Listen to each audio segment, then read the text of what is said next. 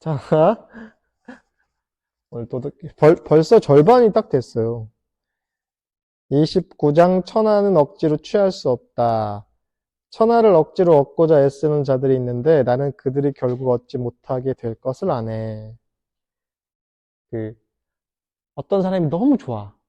그래서 좋은 티를 팍팍 내. 그게 잘 되면 좋은데 잘못되면 스토킹이에요. 그렇죠? 나는 이렇게 간절한데 너는 왜 내 마음을 몰라주니? 이건 지만만 하는 거죠. 자기 에고만. 예. 억지로 하는 거죠. 그러니까 인간관계 가장 기본적인 것도 억지로 하면요. 더 멀어지거나, 뭐, 인연이 안 되는 거죠. 억지로 한다. 우리가 억지로 한다는 건 뭐예요? 그 억지를 쓴다는 건 결국은 에고의 집착이에요. 자아의 집착. 예, 이렇게 하면 될 거야.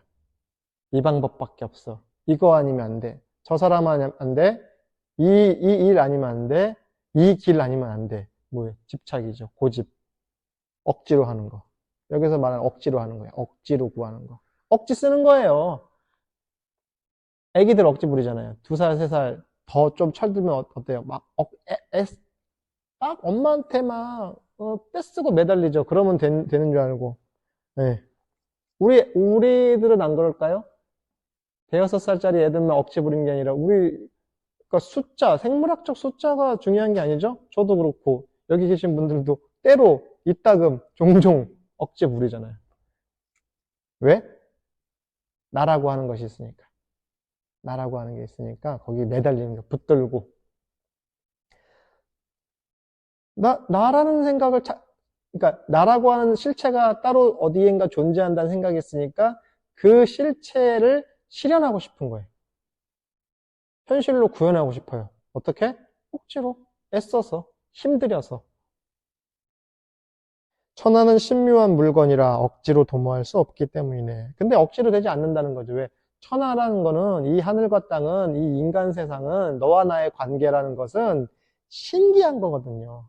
내 뜻대로 안 돼서 신기한 거예요. 내 뜻대로 돼서 신기한 게 아니라 이 천하는 내 뜻대로 안 되니까 신기한 거예요. 그리고 그게 내 뜻대로 안 돼야지 지극히 정상스럽고 자연스러운 건데 생각대로 될 거다. 내가 마음먹은 대로 된다. 마음먹은 대로 된다. 우리 이 현대 사회의 신화죠. 마음먹은 대로 될 거다. 제가 군대 있을 때 우리 부대 표어에 안 되면 대기하라 이런 거 써 있잖아요. 안 되면 될 때까지. 안 되는 건 안 되는 줄 알아야 되는데 안 되는데 될 때까지 안 되잖아요. 네. 근데 사실은 그 아인슈타인도 그런 유사한 말을 했는데 인간의 가장 큰 병통이 뭐냐면요. 안 되면 방법을 바꿔야 돼요. 그죠? 근데 그러니까 제가 연애 기술 중에 후배들한테 이런 조언도 해주거든요. 그 사람이 좋아하는 걸 해줘야지 왜 그 사람이 싫어하는 방식으로 해주냐고. 그러니까 내가 좋은 방식으로 하잖아요. 내가 이렇게 마음이 간절한데 왜 내 마음 몰라줘? 이거 뭐예요? 지만 하는 거잖아요. 상대방이 좋아해 주는 걸 해야죠. 상대방이 돈가스 먹고 싶은데 나는 너를 위해서 짜장면을 준비했으니까 짜장면 먹어라. 이거 뭐 폭력이잖아요. 억지로 구하잖아요. 억지로. 왜? 내 마음대로 해야 되니까. 내 에고가 주장하는 대로 하고 싶은데 근데 천하는 신비하고 묘한 거라서 그렇게 안 된다고. 그렇게 될 리가 없다고. 저 사람의 마음은 정말 신묘한 거라서 그렇게 되지 않는다고. 억지로 도모하는 자는 실패하고 억지로 잡고자 하는 자는 놓치게 된다고요. 그래서 옛날에 그 시중이라는 표현이 있거든요. 시중. 때에 맞게. 때에 적당한 거. 제가 그래서 여기서 늘 얘기하잖아요. 초상집에 가면 눈물 흘려야 되고 돌잔치에 가면은 웃어야 된다고요. 축하하고 축복해주고. 근데 초상집 가서 아이고 그 정도면 호상이지. 어차피 사람은 한 번 왔다가 죽는 건데 뭘 그렇게 울고불고 하나. 또는 돌잔치에 가가지고 아이고 이풍진 세상에 태어나서 얼마나 고생이 많았고 정신이 나간 거죠. 억지로 하는 거예요 이게. 순응하는 게 아니라 역행하는 거예요 역행. 그래서 옛날 사람들은 시중 때에 적당한 소리를 해야 돼요. 그러니까 비도 때에 적당하게 오면 얼마나 축복이에요. 아까 비 얘기도 했지만 비가 이렇게 농사철 이렇게 돼가지고 적당하게 와야 되는데 비가 막 몽창 와서 막 떠내려가면 어때요? 시중이 아니죠. 그 고대 중국에는 왜 그러니까 무, 그, 요순우탕 문무주공이라는 도통이라는 게 개념이 있는데 이게 뭐냐면은 요임금, 순임금, 우임금, 탕임금, 그리고 그 문왕, 무왕, 주공까지 이렇게 공자님께서 자기가 이 깨달은 도는 내가 만들어낸 게 아니라 이전부터 있었다는 그런 어떤 개념이 있어요. 동양적 개념이에요. 그러니까 내가 만든 게 아니라 이게 이전에도 있었는데 내가 계승했어. 그래서 개왕성, 계래학 이런 말이 있거든요. 그러니까 성인들도 서로 이어 주고받고 이 학문, 그러니까 진리라는 것도 서로가 서로에게 이렇게 계승되어진다. 개왕성, 성인들이 서로 계승하는 거고 계래학, 이 학문이라는 것도 위에서부터 쭉 내려온다 나에게까지. 그래서 특히 그런 걸 많이 주장했던 게 공자님이에요. 그래서 공자님이 내가 도를 깨달아서 내가 만든 게 아니라 이거 이전부터 있었어. 근데 원불교도 똑같아요. 소태산 대종사님도 야 이거 내가 깨달아서 내가 창시한 게 아니야? 이전에 모든 성인들이 다 알았어. 그 중에서도 서가모니 부처님이 나랑 딱 100% 일치해. 이러면서 이전에 있었던 것들을 내가 계승했다는 개념이 동양적 개념이거든요. 공자님도 나 이전에 훌륭한 성인들이 많이 계셨어. 대표적인 인물이 요순, 우탕, 문무, 주공. 나까지 왔어. 그래서 왜 논어에 보면은 공자님이 말년에 꿈에 주공을 못 본 지가 며칠이 됐으니까 내가 갈 때가 됐구나 뭐 이런 얘기 해요. 주공이 고대 중국의 유명한 성인이거든요. 근데 이제 요임금, 순임금, 우임금, 탕임금 이렇게 쭉 이어진 걸 도통이라고 하거든요. 도통을 이었다고. 근데 우임금이 왜 그 치수에 능했다고 하잖아요. 홍수를 막는 그 치수 사업을 많이 해서 유명해졌다고 하는데 그 요임금이 순임금한테 그 왕위를 물려줄 때 중요한 그 일종의 그 뭐라고 해야 돼? 비급을 알려줘요. 윤집궐중하라. 윤집궐중. 그리고 한 번은 외울 필요 없고 뭐냐면요. 진실로 그 중도를 잡아라. 진실로 내가 너한테 전하는데 중도를 잡아라. 한 곳에 치우치지 말고 걸중. 이 걸자가 그거란 뜻이 있거든. 중도를 잡아라. 그 가운데를 딱 잡아라. 때에 정확해라. 여름에는 반팔 입고 겨울에는 파카 입어라. 쉬운 말이죠. 제가 어제 그래서 지방에 운전하고 왔는데 여기 건널목에 이제 퇴근하고 집에 가려고 했더니 반바지에 위에는 파카를 입고 이제 운동하고 가나 봐. 그런 형국이에요. 이제 그럼 제가 웃으라고 한 얘기지만 어때요? 우리는 뭐예요? 추울 때 얕게 입고 춥다고 울고 더울 때 두껍게 입고 덥다고 한탄해. 그런 뭐예요? 중도에 어긋난 거잖아요. 시일에 적절하게. 슬픈 자에게는 위로를 주고 기쁜 자에게는 공감을 해. 같이 함께 기뻐해줘야 되는 거예요. 그게 때의 정확함이에요. 아침이 오면은 일어나서 이부자리를 개고 세수를 하고 양치를 하고 출근 준비를 하다. 이게 너무 지극히 상식적인 거죠. 근데 상식적이지 않아요. 눈이 오면 눈을 쓸죠. 공례정사에서 대종사님께서 현묘한 이치를 알려주려고 하는데 니들이 얘기해도 못 알아먹을 것 같다. 그러니까 어때요? 나가서 눈을 쓸잖아요. 눈이 오면 마당에 눈을 쓰는 게 현묘한 이치예요. 그게 윤집골주. 그 중도를 잡는 거라고요. 비가 오면 우산을 꺼내는 거예요. 네, 배가 고프면 밥을 먹어야죠. 이게 당연한 소리 아니야? 그게 당연이라고, 당연. 이치에 그러한 거. 자연스러운 거. 근데 우리 어때요? 억지로 하죠. 밥그릇 하나를 놓고 이게 탄수화물이 몇 프로네, 칼로리가 몇 프로네 따지고 있죠. 영리죠. 주는 사람한테 고맙게 잘 먹는 게 윤집골중한, 이치에 당연한. 그게 이게 또 이렇게 돌고 도는 이치라니까요. 그게 이론상의 진리라니까. 비가 오면은 우산을 쓰거나 비옷을 입는 거예요. 네. 왜 저렇게 당연한 얘기를 해요? 당연이잖아요. 이치에 당연한 거라니까요. 그 얘기를 하는 거죠. 억지로 잡으려면 놓치는 거죠. 니마 그 강을 건너지 마오. 뭐 이런 영화 제목이 있는데 어때요? 억지로 구하는 거죠. 놓치는 거예요. 사랑도 놓치고 사물도 놓치는 거예요. 억지로 사랑하면요. 억지로 놓치게 되는 거죠. 억지로 구하게 되면 언젠가는 빼앗기거나 놓치게 되는 거죠. 그러므로 사물은 혹 앞서가는 것이 있으면 혹 뒤따르는 게 있다. 앞서가는 게 있으면요. 뒤에 내가 어떻게 앞서가는 줄 알아요? 내 뒤에 누군가 있는 걸 보고 내가 앞서가는 줄 아는 거죠. 중생이 왜 있어? 부처가 왜 있어요? 중생이 있으니까 부처님이 있는 거예요. 신이 왜 계세요? 그가 창조한 피조물들이 있으니까 창조주도 있는 거라고요. 혼자 밤하늘의 별처럼 빛나는 게 아니라 하나님 왜 계셔요? 인간이 있으니까 하나님도 계시는 거고, 부처님 왜 계세요? 중생들이 있으니까 부처님도 계시는 거예요. 우리는 서로가 서로를 이끌어주고 끌어주는 거라니까요. 그래서 부처님이 계신 이유는 우리가 있어서 그래요. 그러니까 우리도 당당해져야 돼, 부처님 앞에. 부처님이 왜 계세요? 저 때문에 부처님 계시는 거 아닙니까? 그러니까 저를 잘 인도해 주세요. 우리는 그런 청구서를 제출할 만한 자격이 돼요. 혹 따뜻하게 부는 것이 있으면 혹 차갑게 부는 것이 있고, 그렇죠? 찬바람 부는 날이 있으면 언젠간 훈풍이 불 날도 있어요. 혹 강한 것이 있으면 혹 여린 것도 있고, 그렇죠? 뻣뻣하게 사실은 이렇게 가을이 되고 겨울이 되면 어때요? 점점 이렇게 딱딱하게 굳죠? 사물들이, 그렇죠? 근데 이게 봄이 오면 어때요? 거기서 고목에서 이 아주 새파란 싹이 하나 탁 피잖아요. 그러면서 어때요? 봄이 온 줄 알잖아요. 시대의 조짐을 읽는 거죠. 그게 윤지걸 중에. 푸른 싹이 돋아나는 걸 보고 봄이 오는 줄 아는 거예요. 당연한 얘기 계속 하는 거예요, 제가 지금. 예. 옷깃을 여미면 어때요? 이제 겨울이 왔구나. 그래서 북 돋아주는 게 있으면 무너뜨리는 게 있다는 거예요. 그래서 성주개공의 이치라고 하거든요.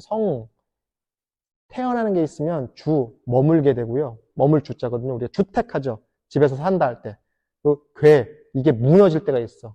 그럼 다 무너지고 나면 어때요? 비일공, 텅 비어버려요. 근데 이게 계속 순환론 쪽으로 회전하는 거예요. 성주개공, 성주개공. 우리 인간 어때요? 생로병사하죠. 태어나면 늙다 보면 병이 들고 병이 들면 죽게 돼요. 예. 그래서 사람이 사실은 병 걸려서 죽는 건 당연한 거예요. 우리 그래서 고종명 그런 얘기 하잖아요. 잘 죽는 거. 오복 중에 하나가 고종명 그러거든. 명을 잘 맞추는 거. 그러니까 왜 옛날 어른들은 그냥 저녁에 자려고 누웠다가 그렇게 그대로 갔으면 좋겠다. 그게 어려운 거거든요. 근데 우리 인간은요, 병이 걸려서 죽는 게 사실 이치예요. 예. 왜 숙환이니 그러니까 감기가 가장 많은 사람을 죽게 만드는 원인 중에 하나잖아요. 왜냐면 감기 때문에 기저질환이 더 심해지니까. 사실 인간은 병 걸려 죽는 게 어찌 보면 이치의 당연함이에요. 나한테 그런 일이 생로병사가 벗어나면 좋겠죠. 욕심이죠. 억지로 구하는 거예요. 병 걸리는 게 당연한 거거든. 늙는 게 당연한 거고, 아무리 여기 주사 맞고 뭘 꾸미고 해도요, 예. 늙는 건 당연이에요, 당연. 그러므로 성인은 심한 거, 과한 거, 그리고 사치한 거, 그리고 지나치는 거, 지나치는 거를 버린다. 여러분, 성인 되고 싶죠? 세 가지를 버리면 돼요. 심한 거. 너무 심해. 버리고요. 두 번째, 사치하는 거. 여기 계신 분들은 이렇게 사치해 보이진 않아요. 사람이, 근데 그래요. 왜 집이랑 차는 다운하기가 어렵대잖아요. 제가 요즘에 제 차도 아닌데, 업무용으로 차를 이렇게 좀 운전하는데, 확실히 비싼 차가 좋더라고. 운전해 보니까. 제 수준에서는 안 맞는 차죠. 저의 경제적인 상황에서는 어울리지 않은 차. 그러니까 내 돈 주고는 못 타. 유지 못 해. 근데 그거 타고 싶죠? 카푸어, 하우스푸어. 그렇죠? 사치함. 또 지나친 거. 과유불급 그러죠. 옛날 우리 사자성어 중에 과하거나 또는 부족한 것. 그러니까 과한 것은 사실은 부족함만 못하다는 거예요. 차라리 넘칠래 부족할래면 부족한 게 낫다는 거예요. 부족하면 채울 날이 있죠. 근데 넘치는 건 답이 없어요. 그래서 차라리 부족한 게 낫다. 넘치는 것보다. 이 세 가지만 안 하면 성인이라고요. 성인이 참선 10시간 하고 무슨 신통력이 있고 이런 게 아니라 세 가지 안 하는 거라는 거예요. 노자님 말씀에는 너무 심하지 않고 너무 사치하지 않고 너무 지나치지만 않으면은 성인이라는 거죠. 하나만 더 할게요. 군대가 머문 자리에는 가시나무만 생겨난다. 제목이 참 요즘에 제가 고려 거란 전쟁 요즘에 하는 사극이 있어요. 이제 시작했는데 고려 거란 전쟁이라고 이제 KBS에서 하는데 보지 말았어야 했는데 이걸 보고 말았어. 이 벌써 4회인가 했는데 2주, 이제 2주 된 거죠. 일주일에 2번씩 하니까. 근데 고려시대 때 현종, 되게 우리가 이제 고려시대에는 잘 이렇게 많이 사극에서 안 다뤘는데, 고려시대 때, 근데 지금 무슨 장면이냐면, 거란이 이제 쳐들어오려고 해. 거란이 핑계가 없었는데 핑계가 생긴 거야. 고려를 쳐들어가고 싶은데. 근데 그 현종이라는 왕이 진짜 우여곡절 끝에 왕이 됐는, 황제가 됐는데, 전쟁이 나면 안 되잖아. 그러니까 전쟁을 막고 싶어. 근데 이 강조라고 하는 신하가 소위 말해서 쿠데타를 일으켜서 이 황제를 옹립했어. 세웠어. 이전의 황제를 죽이고 새로운 황제를 세웠는데 허수아비 황제잖아요. 쿠데타를 일으켜서 세웠으니까. 근데 이제 강조는 자기가 쿠데타를 일으켰기 때문에 이 핑계로 거란이 쳐들어올 거라 생각해. 전쟁이 곧 날 거다. 근데 이 황제는 전쟁이 나면 안 되잖아요. 또 극 중에서 또 임신을 했어. 또 그 황후가 또 이 황태자를 임신을 한 거야. 그러니까 어때? 또 또 이 극 중에서 이 황제가 백성들을 또 너무 사랑해. 그러니까 이 전쟁이 나면 안 되잖아요. 그러니까 계속 그거에 대해서 막 경론을 벌여. 강조랑. 이 강조는 자기가 다 막아내겠다. 네. 내가 책임지겠다. 근데 어떻게 책임져? 전쟁밖에 없어요. 그럼 내가 거란을 물리치겠다. 결국 어때? 전쟁 나는 거야. 사실 그래야 드라마가 되겠죠. 거기서 평화롭게 협상해가지고 전쟁을 막았습니다. 이 드라마가 나오지도 않고 역사적으로도 드라마가 안 되겠죠. 이 스토리가. 도에 의해 군주를 돕는 사람은 무력으로 천하에 군림하려 하지 않네. 이 드라마만 봐도 실제 역사적인 배경이도 그런데 도에 의해서 군주를 도운 게 아니라 전에 있는 황제를 죽였어요. 다. 그리고 뭐 막 그 폐후를 천추태후를 막 이렇게 유폐 보내고 막 그 귀양 보내고 막 이런 와중에서 어때요? 피를 봤잖아요. 그러니까 어때요? 무력이 없으면 나도 두렵잖아. 내가 칼로써 정권을 잡았는데 물론 이 강조라는 사람에 대한 평가가 다양해요. 본인이 황제가 된 게 아니라 물려주고 잘 이렇게 뭐 좀 다면적인 인물이야. 본인이 죄책감도 느껴. 내가 전때 황제를 죽였다는 거에 죄책감도 있는 것 같아. 그러나 이게 실제 역사적 기록보다도 이제 드라마의 어떤 각색이 있어서 확실한 건 모르겠지만 역사적으로도 뭐 그랬다고 하더라고요. 뭐 꿈에 자기가 죽인 황제가 막 보이기도 해서 막 참여했다고 뭐 이런 기록도 있다고 하는데 어쨌든 칼로서 일어났기 때문에 늘 두려운 건 뭐가 두려워요? 칼이 두렵잖아요. 도로서 일어난 사람들은 두려울 게 하나도 없죠. 무력을 쓰면 그 대가가 돌아오게 마련이다. 그렇죠? 한 대 때리면 한 대 맞게 돼 있어요. 그렇죠? 한 대 때리면 한 대 맞아요. 제가 왜 11월 달까지도 왜 이렇게 모기가 기승을 부리는지 제가 요 며칠 모기를 한 마리 본의 아니게 살생을 했는데 피가 피가 낭자한 거죠. 내 피잖아. 근데 한편으로 그런 생각이 드는 거예요. 내가 한 번은 또 물리겠다. 내가 잡았으니까. 내 손에 피를 묻혔잖아. 한 번은 또 물리겠구나. 그 생각이 드는 거예요. 구매랑 같은 거죠. 이게 인과잖아요.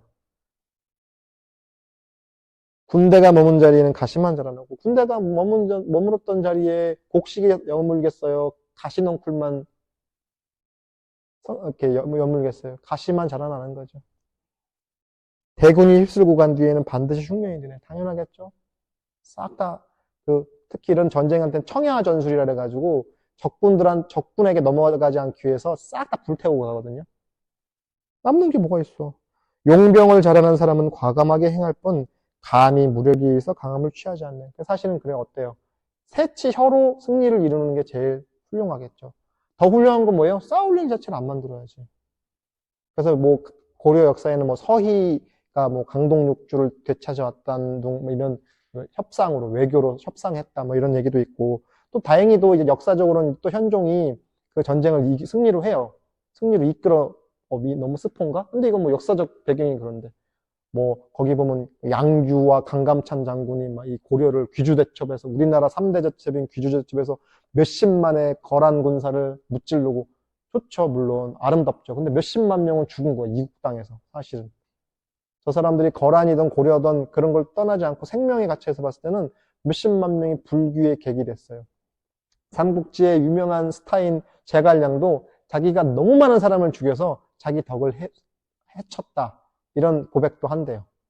자기가 너무 많은 사람을 죽인 거야. 생각해보면은. 더군다나 제갈량은 삼국통일도 못했네. 결과적으로는. 그래 어때요? 무력에 의해서 강함을 취하지 않네. 결과적으로는 중국이던 전 세계 역사에서 밤하늘의 별같이 정말 뛰어난 장수들은 많은 사람의 뼈를 밟고 올라서서 그 자리에. 장군뿐만 아니라 통치자들도 그렇죠. 전쟁의 역사예요. 인류의 역사는 사실 한편으로는요. 과감하되 뻐기지 말고, 과감하되 자랑하지 말고, 과감하게 교만하지 말고, 과감하되 부득이하게 하고, 부득이하게 한다는 게 뭐냐면요. 내가 그러려고 그런 건 아닌데 어쩔 수 없게 그렇게 되는 거 있죠. 부득이 내가 그렇게 됐다. 왜 이건 뭐예요? 자기를 낮추는 의미잖아요. 사실은 사실은 아까 강조 같은 경우 있죠. 근데 쿠데타를 일으킨 또 명분도 있었어요. 정치가 엉망이었거든요. 정치가 엉망이었거든요. 과감하게 강함을 취하지 말라. 이거는 이런 걸 처세술. 세상에 처했을 때 어떻게 하면 잘 살아가느냐. 우리가 처세 잘한다 이런 처세술에 능하다 이런 표현을 쓰는데 이게 동양적 관점에서는요. 세상을 잘 개척하는 거죠. 이 얘기예요. 과감하게 행동하게 뻐기지 말라. 자기 자랑하지 말고 과감하게 자랑하는 거야.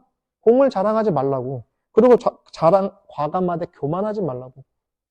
그래서 여기 노자님 이렇게 유명한 얘기, 공성신태. 공을 이루었거든 몸을 낮춰라. 몸을 뒤로 빼라. 사물은 지나치게 강성하면 노쇠해지게 마련. 뻣뻣하고 강한 것으로 금방 부러진다고. 대나무는 낭창낭창, 버드나무 가지 같은 거 살아있는 나무까지는 낭창낭창 쉬죠. 근데 부러지진 않아요. 이를 일러 도에 어긋난다고 하네. 너무 뻣뻣하고 뻐센 거는요, 결국 부러지게 되기 때문에 그렇게 되면 어떻게 해요? 이게 도가 아니란 얘기예요. 도에 어긋나면 일찍 끝장나게 되네. 금방 죽는다고요. 도에 어긋나면요, 그러니까 이게 오래 산다, 일찍 요절한다 이런 개념이 아니라요. 그 명을 재촉하게 되는 겁니다. 그 명을 재촉하고 일찍 끝장을 보는 게 도에 어긋나다. 중국이나 한국이나 우리는 사실은 왕조가 막 500년씩 가잖아요. 통일신라까지 치면 막 신라는 1000년씩 가고 막 이러니까 왕조 교체가 빨리 안 되는데 여기 중국은 명나라, 청나라 이런 나라 200년 조금 넘었거든요. 근데 신나라라고 혹시 들어봤어요? 왕망이라고 해서 진시황 직후에 또 일어났던 나라들 많거든요. 당대도 못 가. 정성공, 아마 대만 역사에 관심 있는 분들은 정성공이라고 들어봤거든요. 그분, 그 정성공도 자기 나라를 세우는데 아버지 때부터 4대를 못 가요. 100년도 못 간 거거든요. 중국엔 역사적으로 그런 나라들이 되게 많아요. 최근에는 태평천국에 난 이런 거 하면 당대에 그냥 멸망해버리고, 자기가 황제라고 했는데 당대 그냥 망해. 우리 한반도에는 그런 역사는 많이 없거든요. 근데 중국에는 이런 게 워낙 많아요. 도에 어긋나서. 많은 생명을 살상하고 일어나니까 어때요? 당대에 몰락하는 거죠. 당대에 몰락하고 자기도 당연히 그 수명을 채울 수 없죠. 칼로 일었으니까 칼로 가는 겁니다. 재밌는 건 송나라의 조광윤이라고 있거든요. 당나라와 송나라는 중국의 최전성기였는데 어쨌든 이 송나라의 황제였던 조광윤이라는 사람이 있는데 당나라가 망하고 송나라가 들어서는데 이전 때의 황제들과 이전 때의 왕족들을 다 보호해줬대요. 되게 특이한 케이스래요. 송나라 조광윤이라는 황제가 자기가 새로운 나라를 이 사람도 장군 출신이야. 사실은 그래서 어찌 보면 조금 등 떠밀려서 황제가 된 것도 있어요. 하도 당나라가 그때 말기에 혼란하니까. 근데 보복을 안 하고 다 기용하고 그 전때 황제들의 그 일가족들을 다 보호해주고 그 자손들을 다 살려줘서 오히려 그래서 그 전때 황제들의 자손들이 끝까지 충성을 바쳤대요. 송나라가 망할 때까지도. 그래서 이 덕으로 일어난 그 황제 중에 하나가 조광윤이라고 하거든요. 예, 그 본인이 왜 한나라 같은 경우에도 완전 유방과 항우가 싸워서 항우가 지게 되면서 이 한나라가 성립이 되면서 이렇게 많은 숙청이 일어나거든요. 개국공신들을 다. 우리나라도 그렇죠. 조선 때 조선 왕조의 태종이 왕자의 날을 일으키면서 그 공신들을 숙청하고 심지어 자기 형제들도 숙청해서 왕이 되잖아요. 예. 근데 독특하게도 송나라의 조광유는 전때의 그런 자손들을 살려주면서도 이 송나라라고 하는 중국의 어떤 치세, 아주 그 문화가 번성한 또 이 송나라가 중국 역사에서 문치주의의 나라거든요. 문화가 융성했던 나라라고 하더라고요. 도에 뭐 그 와중에서 또 뭐 사람이 안 죽었냐면은 안 죽었을 리는 없겠지만서도 그럼에도 최대한 살육을 줄이고 기존에 있던 질서를 깨트리지 않으면서도 새로운 황실을 이뤘다는 걸로는 이 조광유라는 사람이 되게 인정을 받는다고 합니다. 도에 어긋나면 일찍 끝장나게 되네. 다행히 송나라는 문약한 나라였음에도 불구하고 남송까지도 해서 계속 도망다니고 막판에는 이 남쪽 지역으로 내려오긴 했지만 그래도 그 문화를 계속 유지했다고 합니다. 오늘은 여기까지 해서 마치겠습니다.